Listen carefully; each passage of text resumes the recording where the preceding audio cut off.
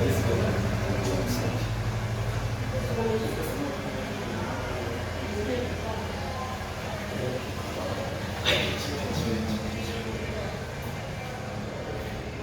akadde keekuke nyini tutandikirawo ndowooza ensonga bannayuganda obwedaze mumbuuza meya jetwajje mukomera ekigo biki ebibadde mukomera ekigo kakati nkujjukiza okusubscribinga okusharinga n'okukomentinga omukutu gwoliko baguyita Next Edition TV omwandiza Tom Test esimulala yeze musimeya ndowooza katandike ali ku kamera bamuyita Kirabira Lawrence tewaba kulya eddakiika wadde n'emu kakati olunaku lwaleero abadde bambuuza ndowooza wenjaga ttandikira olunaku lwaleero waliwo ebibuuzo bingi ku musango gwa Hajji ne Hajji Ali okugambibwa nti yakabasanya muwala we oba omujja nannyina amanyiddwa nga Nesha.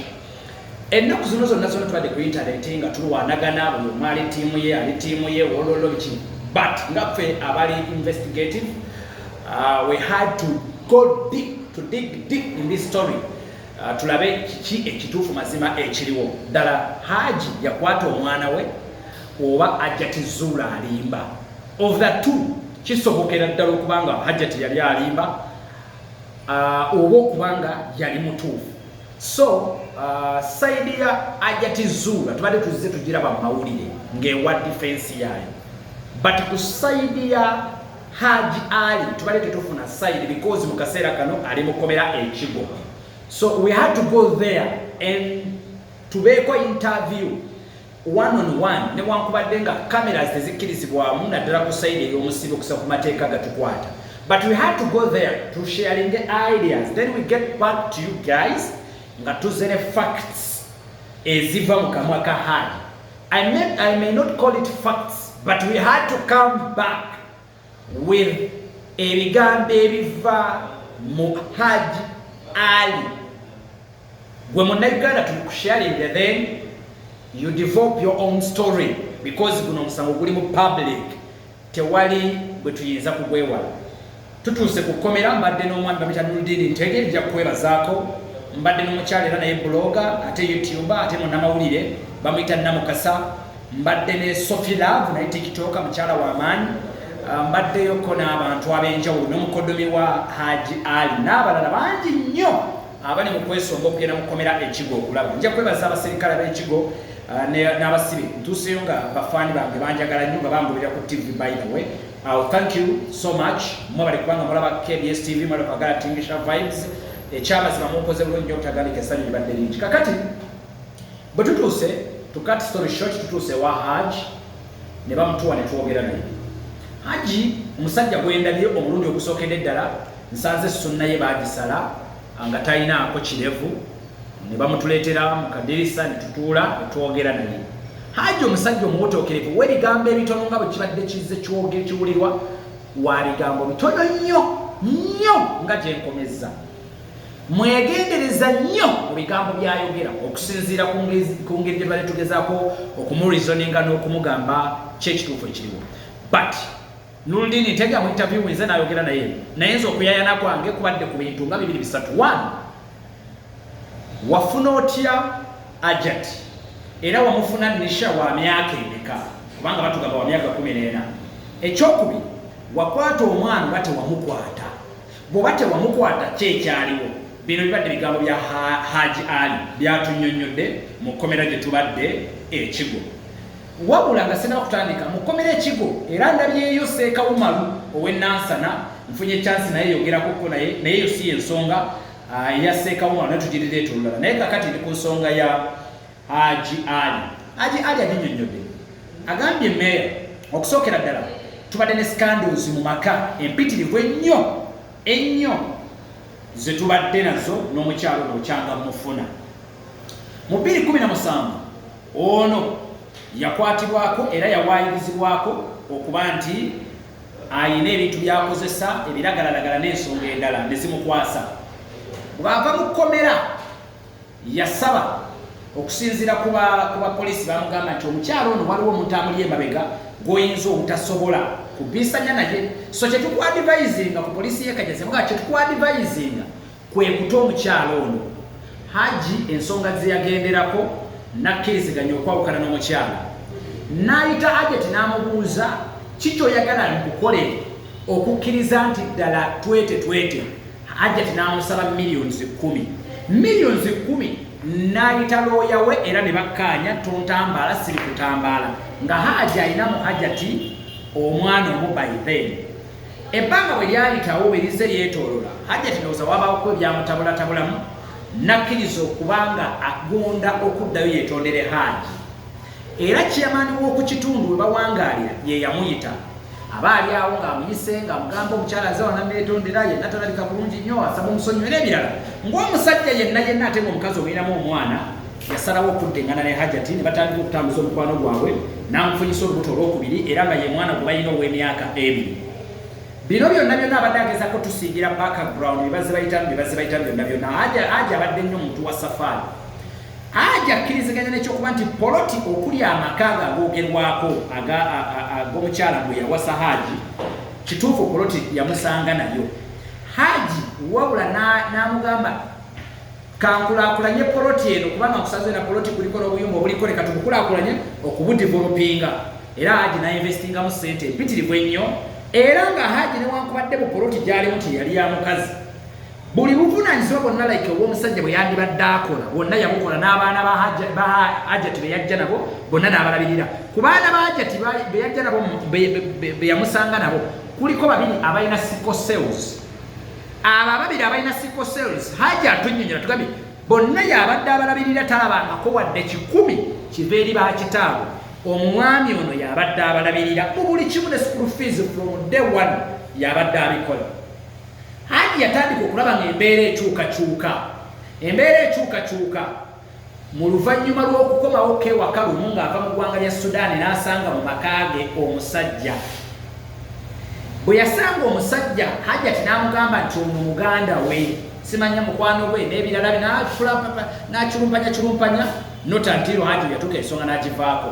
Ekyamumala enviiri ku mutwe olunaku lumu agenda okukomawo omwana we yennyini n'amugamba dadi wootabeera waliwo taata omulala asula mu nnyumba muno era yagenze ne maama. Hajji awulira ng'afunye obusungu n'atandika okukubira Hajjati amasimu. Hajjati n'agaana okukwata amasimu. Bwe yagaana okukwata amasimu ebbanga nga liyiseewo ng'amasimu gafuuse amasimu wayitawo weeks 2 nga Hajjati takomyeewo waka. Hajjati nga takwata na masimu naye ng'omwana olwedde bamugambye dda nti maama alina omusajja omulala gwe yafuna. Hajji n'abeera n'abaana be n'ab'omukazi bonna abo ewaka ebbanga lya weeks 2 ng'omukazi takomawo. Omukazi okwali okukomawo kwandibadde ng'okumwetondera yatandika kuyomba n'amulaganga bwanywa ebiragalalagala n'ensonga erala mpitirivu nnyo. Hajji n'asaba Hajjati ti mbutuufu ndaba ensonga eno esusse mbadde njagala nze mbutuufu nkuviire era bwe ngenze kukola nzizeeyo Sudaani naye bwe kiba ng'ensonga eno teteredde Hajjati nyinza obutadda mu makaago. Wabula bino byonna nga tebinnatuukawo Hajji yali atandise okusensinga ng'omukazi ayongedde okukyuka n'ebigambo ebyali mu mugambibwa kyeyava amugamba nti naye Hajjati omanyi nze kankukyuseemu kankugulire poloti nkuzimbire nange mmanye nti gano ge maka gange bwe tutudde. N'agenda n'anoonya poloti eno ey'emutundu gye muwulira eriko amaka g'abadde ali mu muzimbira g'abadde tannaba kumaliriza. Eyo poloti y'emutundu ng'akabonero akalaga nti ndi musajja eyeesobola kubanga olunaku lwe nakirowoozaako lwe nagula poloti era ne muterawo amaka ge mbadde ndi mu kuzimba. Kati lwe bankwata ng'ennaku z'omwezi 29 omwezi oguwedde kyali bwe kiti njagala kutemeratebera mu mboozi tugenda kukola live nga tugenda binnyonnyola kutemeratebera mu mboozi. Hajji agamba Hajjati tingenda kuviira enniza obutadda olw'ebintu by'endaba ebikyukakyuka wano ewaka. Hajji asimbula agenda emutundu atandika okupaakinga ebintu bye addayo Sudaani. Bwadda bw'aba akyali mu process eyo mu kugenda ku makya ssaawa nga 4 amasimu yatandika omukubira. Hajji atunyonyodde omukazi yankubira amasimu gonna nga sigamirembe gaakuvuma gakunnangira biragalalagala binywa enjaga gyenywa gye baakebedde ne mu ddwaliro etandiimu bigambo bya Hajji byonna n'abinyonnyola n'amuvuma ndowooza kyatamanya ng'omukazi abikodinga. Byonna olwabimuvuma namugamba ngenda kuwaabira ngenda kugamba nkoononera erinnya onywa enjaga. Kyeyava mugamba naye olowooza ekyo kinaakola. Hajji ng'ali mu process y'okuparkinga ebintu abaali awo ku ssaawa zaali 10 Hajji ati zaali 10 n'ekitundu Hajji ati ng'amuweereza akatambi akalimu muwala oyo Nisha nga ayogera ebigambo bye mwalaba nti taata yanneebakako. Hajji olwakalaba nga wakayita eddakiika 5 ng'akyafuwizinze Hajji ati n'akasiimuulawo akatambi ako n'agalira ne musimu weebiri Hajji ati n'akasiimuula n'agamba ekigambo kye naweereza Hajji ati kyali kimu alhamdulillah n'agamba kyekigambo kye nayogera ng'amaze okundaga akatambi ako namanya mbedde wabula nze nasigala mpaakinga ebintu byange nga sirina kusazaamu nga ndowooza busungu bwaki bwa mukyala. Ku ssaawa 11 nga mmaliriza byonna poliisi n'ensalako n'entwala ku poliisi y'ekansanga gye namala ennaku 8. Bwe ngenda ku poliisi natuuka nga ndabawo abaka ab'eŋŋanda n'ab'emikwano ku ludda lwa Hajji nga be basinga okukikumamu omuliro ng'era omukazi ali wali asandagala be mulanga gamba mwana wange bamusa omwana wange musajja gw'omwe baseeko. Enkeera bagenda ku kyetwandise medical check-up okukakasa Hajji neebase ku mwana mbuuza nti medical check-up bikyebya bigambo bye bagamba bivudde mu maaso ga Hajji Ali byaŋŋambye. Bwe bagenda ku medical check-up eddwaliro abasawo ne balaga nti omwana ono kwata teyajagamba nti bamukutte jjo mu kujaja ti ng'akaba nti omwana wange bamwebaseeko olunaku lwa jjo nga 29 bakola medical check-up ng'ennaku z'omwezi ameka 3. Abasawo ne bagamba nti omwana ono tewali kabonero kalaga nti bamwebaseeko eggulo yadde ennaku 2 emabega wadde ennaku 3 emabega wadde ennaku 4 emabega wadde wiiki wadde weeks 2 wabula omwana ye sex yamukola dda ebbanga ddene nnyo emabega ne vagirite yagenda dda yemu ku report okusinziira ku bye bajjayo ng'omwana balaga nti bamwebakako dda ebbanga ddene.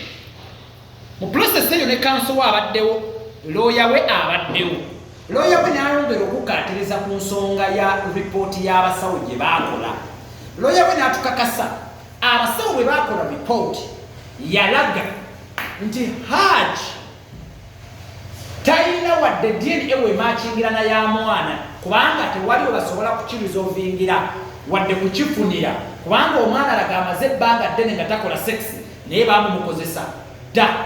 Wabula buliriza wano kanso ekigambo kyatugamba agambye abasawo bagamba okusinziira mu courts mu report eraga nze ekigambo kyakozeseza eky'oluzungu nkyerabidde naye mulimi olwangu nga abasawo mujja tutemeratemera mujja byangu bagamba atugambye bati balaga nti omwana yakozesebwa ebbanga ddene emabega naye n'ekyamukozesa kiri beyond akasolo k'omusajja munansonyiwa okusinziira ku kanso. Agambye omwana yakozesebwa naye okusinziira ku nkovu n'ebirala byonna byayina munda obukosefu bwe yafunako yadde mu kaseera kano talina buzibu yatereera kiraga it is not penis, it is a sharp object oba like a hard thing ekintu ekinene ekitalina kasolo ka musajja okusinziira ku ripooti y'abasawo.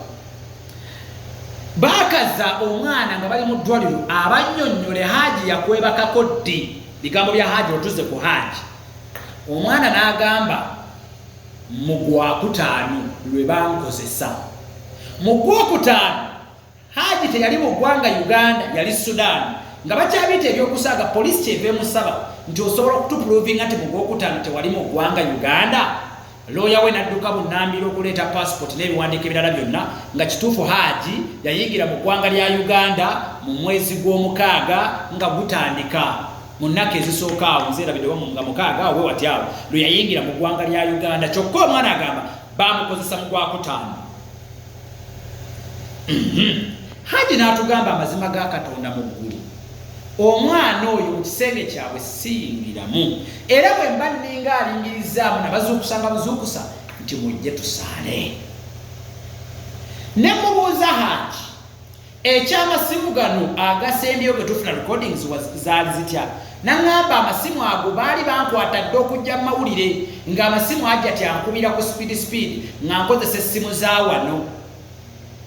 Naye kati naboneredde okuddamu okwogera naye ku ssimu kubanga bakintegeeza nti amasimu yali avuga speed. Aga amasimu agamu ku audio ziyasooka okukwata ziyasooka okuta zeze zasooka emisana nga nkubira kumukumu ku litirita nkonfusinga bwansibako ebyenjaga byonna bwabyogera kyesaamanya nti yali alikodinga. Hajji mukomera mwali mugumu, abantu bamulambudde, abantu bamuwadde essuubi. Tubuuzizza ku kanso possibility z'okuta Hajji, chances z'okumuta ziri zitya? Natugamba chances zikyali nonguufu era zikyali ntangafu kubanga DNA terina weesomera Hajji. Ekyo kimu. Ekyokubiri n'ennaku ezigambibwako omwana zeyakwatibwako teyaliiwo.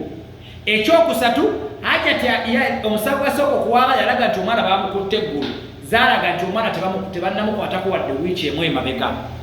Ekirala waliwo amawulire agavuddeyo okusa kansa agalaga nti omwana yakukusibwako okutwalibwako mu ggwanga lya Mexico ng'atwala mu ggwanga lya America n'alalira mu ggwanga lya Mexico. There is a possibility okubanga mu mwezi ogwo ogwokutaano omwana gwagamba lwe yasobezebwako nti waliwo n'ebyakolebwa ku mwana oyo ebiri biyoni oba oliawo Hajji teryatayagadde kuteekamu ate mu mawulire ebiyinza okwongera okuswaza omwana we nti ekintu kyali kiri wala nnyo ekyamukolebwako kyali biyondi nnyo mu mawanga oba mu ggwanga erya Mexico. Possibilities. Kakati paati endala ejja bingi nnyo ebivuddeyo. Ki ekiddawo? Kansolo kiri ayogedde n'ebirala. Subscribing nga sharinga Budget Next Edition TV.